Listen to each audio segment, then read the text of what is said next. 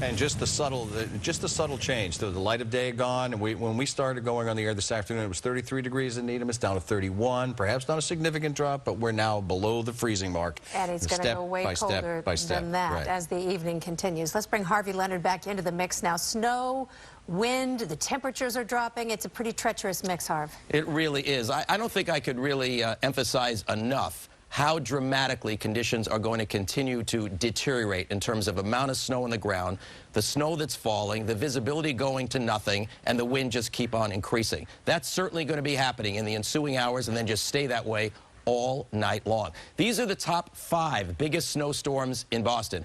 I'm not saying we're going to break the all-time record. It's not impossible. It actually could happen. But I do think a top 10 storm requires 1.5 feet.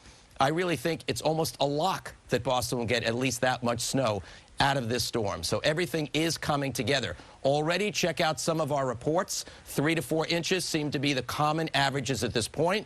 I would say that in the Boston area, we're approaching the 1 inch per hour snowfall rate. And in the southern part of the state, it's already greater than that. And that's going to be moving into the Boston area over the next few hours. Now, the other part of this, the blizzard warning, because of the combination of the wind and the snow, reducing visibility. Notice, Worcester, 495 at all points, east and south, all involved. Coastal areas, probably the worst of all in terms of the visibility reduction and the overall effects of the storm.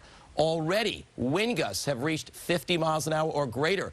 Blue Hill and Hingham, just about that. Situate and Nantucket, over 45 in Brookline. We haven't seen the strongest winds from the storm, that is for sure. There you see the gusts to just about 50 now, Boston and Nantucket. Even inland areas, not as windy as the coast, but certainly plenty windy. Go forward in time and look at the gusts that are projected as we go through the overnight. So you can imagine increased snowfall rates, falling temperatures, increasing wind, and it looks nasty out there now. So it is going to be remarkable when you wake up tomorrow morning when it's first light and you see what it looks like compared to the last time you saw when it was light, which was maybe an hour ago. It will be like the landscape, to some extent, has been rearranged. That's how powerful this storm is. And here are the gusts projected through the overnight into tomorrow morning. The wind is going to take a long time to spin down, especially coastal areas, because the storm gets so intense, the circulation is pretty large. Now, visibility is shrinking. Moderate snow, you need to be down to a half mile. Heavy snow down to a quarter mile. This was taken as of 5 o'clock, but some of these visibilities have been reduced since then. So the moderate to heavy bands of snow are moving into the region, and where you see the deepest blues down here, that is just above the rain snow line, and it is in southern Connecticut, southern Rhode Island, parts of Cape Cod and southeastern Mass.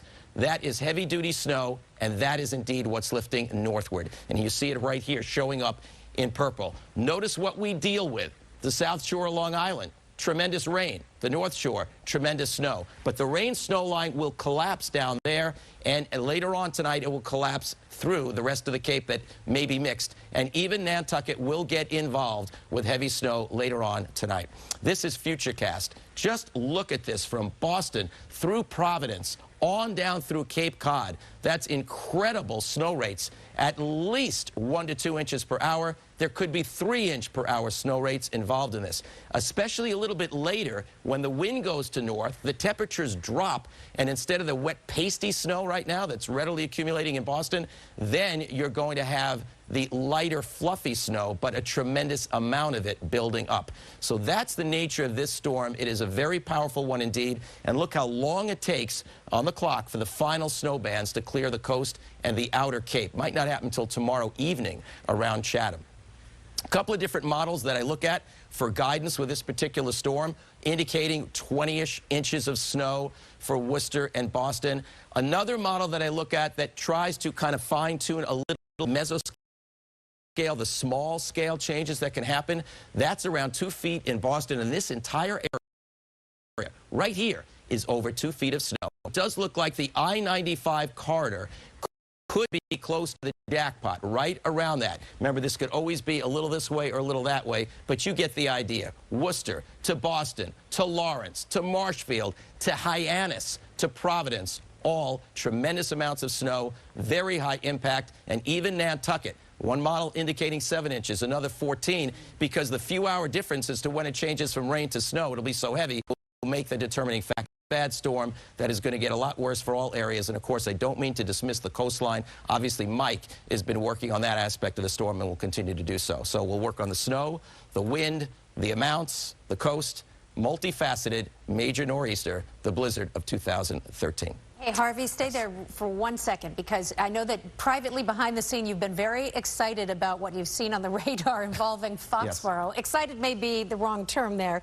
but tell me why, because we're about to go to a live report in Foxborough. Yeah, well, see, if you look at this band right here, I've seen many storms where there seem to be certain areas that are a little bit favored, that seem to get heavier amounts of snow. One area in some situations seems to be that area around Foxborough, Canton, Sharon, Stoughton. So it's kind of a favored area, you might say. Another case, when there's storms that perhaps are going to be more like rain on the coast and snow inland, we look to the hilly terrain of Worcester County. In this particular case, look at the snow amounts drop off toward Albany, New York. Yeah. All right, because this is a coastal storm. So in the end, you know, it's going to take longest to end here. It's going to be the heaviest for the longest period of time. You've got the wind, tremendous blowing and drifting are all to happen. Now, you don't have the drifting right now near the coast because the temperatures are right around 32.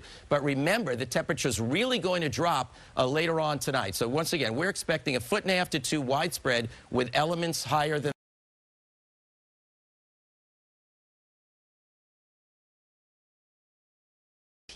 Right now, it's a wet snow. It's going to make that transition, but it's not going to make the storm any easier to deal with. Let's take you to Foxborough right there. That's where Kimberly Bookman is right now. Kimberly?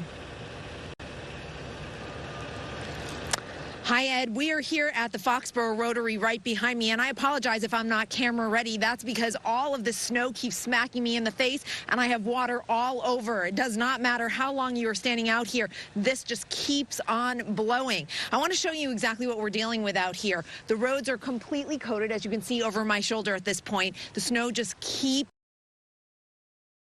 The snow that we're seeing out here is actually pretty powdery. While it is wet, it's somewhat powdery and flaky. I would say that they've got about 2.5 inches at this point.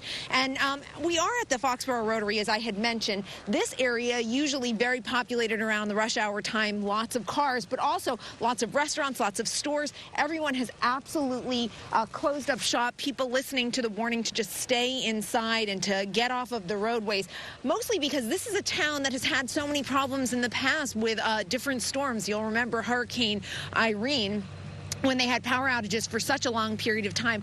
All of the residents at this point, they're just staying inside. They're not outside shoveling. You don't see their cars in their driveways. Everyone is home. You see one of the plows out here. The highway department really on top of this. They have been out here since about 4 o'clock in the afternoon. Prior to that, they had salted all of the roadways. So we have been driving around, and I can tell you that the road conditions are good because they have been treating them. But as the snow keeps on falling, they're trying to really keep up with it because they know that at any time that could certainly change. So you can see the number of plows coming around this area, an area that usually is pretty well driven, but again, everyone's staying inside at this point. For now, reporting live from Foxborough, Kimberly Bookman, WCVB News Center 5. All right, folks, take that picture of Kimberly, and she is just pelted by all the snow. And this is what Harvey just said while she was on the air. The super craziness hasn't even gotten there yet. Not even by about half. Not even by half. So take what you've seen by Kimberly, and that's mild compared to what's going to be like a handful of hours from now. It's a good idea to sit in front of your TV set and let our reporters show you what's happening out.